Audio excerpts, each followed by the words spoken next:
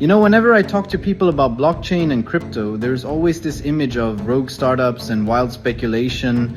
But here's the thing behind those headlines. Some of the world's oldest banks are quietly embracing blockchain. And it's not about hype, it's about survival and efficiency. Let's pull back the curtain. Most folks think banks are allergic to crypto. But in reality, these institutions are running pilots, investing in tech, and even collaborating with blockchain companies. Why? Because they know the future waits for no one. Take settlements, for example. Traditionally, moving money between banks, especially across borders, is slow and expensive. Now, some banks use blockchain-based systems to settle payments almost instantly, cutting out layers of paperwork and reducing costs. For instance, JP Morgan's JPM coin is used internally to transfer value between branches worldwide in seconds rather than days. It's not Bitcoin, but it's blockchain, and it's real. Another hidden way? Asset tokenization. Think about real estate, stocks, even art banks are experimenting with turning these into digital tokens on a blockchain, streamlining everything from ownership transfer to compliance tracking. That means fewer errors, tighter security, and a record that's almost impossible to tamper with. Then there's KYCK, Know Your Customer.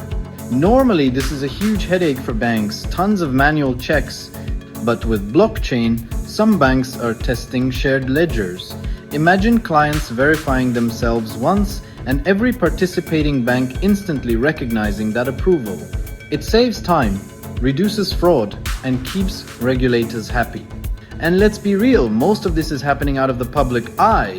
Banks have reputations to protect, and no one wants to be seen as jumping into the deep end too soon. So, they're partnering with fintechs, running pilots in the background, and quietly updating their infrastructure. But here's what excites me. This isn't just about faster banking.